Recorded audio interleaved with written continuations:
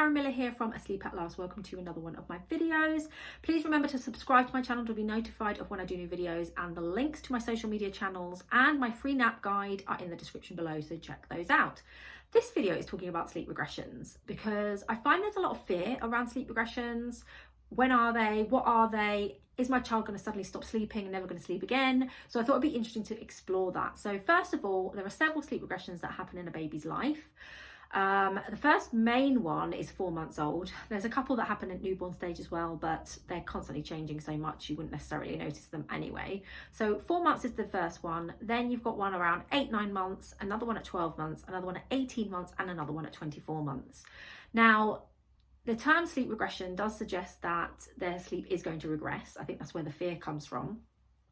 But ultimately what's happening is your baby is working on a new skill, either physically or mentally, and you will see that skill as well emerge. There's lots of things that they are working on in the first 2 years of life.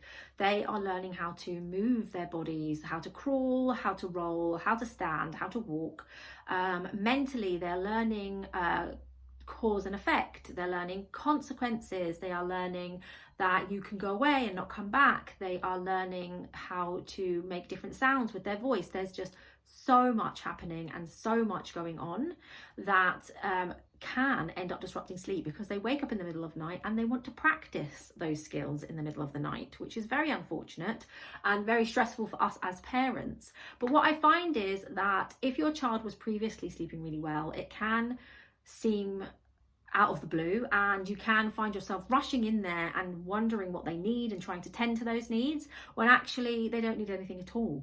So very often they'll wake up quite happily playing, practicing their new skill, and they'll be awake for an hour, maybe two, and then go back to sleep. It's not great for us because if they're awake, we're awake, but they don't actually need anything from you. The problem comes when we rush in and we end up offering them something to get them back to sleep. So maybe we're offering the breast, or we're offering a bottle, or we get them up, we cuddle them, or if they're not going back to sleep for a long period of time, you think, oh, I just have to take them into my bed because you're tired, you want to go back to sleep, and you don't think they're going back to sleep. But rushing in there and them actually seeing you can reinforce the wake up and prolong the wake as well. So be careful, especially if they're not really upset, as to whether or not they actually need you going in there at all.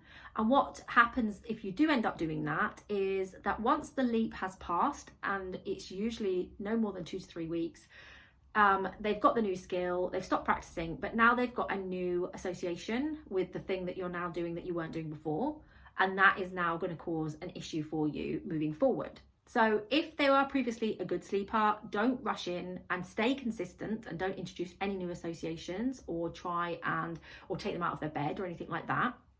If you have a child that was previously never sleeping well, or sleep has not really been consistent, then yes, you may find that when they hit these regressions, sleep does fall apart a bit, and things can go a little bit from bad to worse. And I'm not saying that's trying to scare people. I'm just trying to be honest with the reality of the situation, which is why I always encourage my clients to work on removing associations and teaching a child to sleep independently, so that you don't hit these regressions hard, and your child doesn't end up we're in a situation whereby you are now having to tend to them a lot more than you were even before, and they are now taking short naps, and they're waking even more frequently at night because they're looking for the thing that you are now using as well as the other things. So yeah, be mindful again of not rushing in there and creating any new associations when this does happen. And if you haven't already, try and work on teaching your little one to sleep independently, because it will help. Those children do come out of regressions a lot easier than ones who can't sleep independently. Like I say, they will all pass eventually, because the child learns the skill, they master the skill, and then that's it. They move on from that, and then they're another few months and they're working on something else. But the 4-month regression, that one kind of can stick around.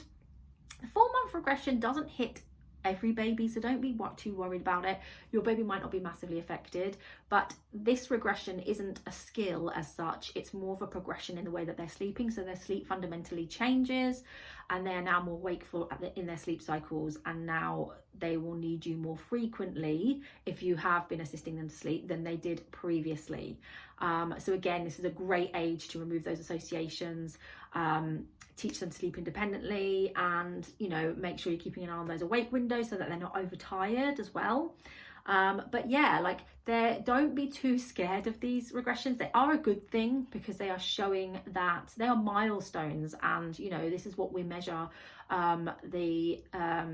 how well a baby is thriving, how well a toddler is thriving, as to them meeting these milestones and achieving these skills. So they are really quite a positive thing, and they shouldn't really disrupt sleep, like I say, for more than a couple of weeks, 2 to 3 weeks maximum, and more often than not they shouldn't really need you at all. So be careful of whether or not they do.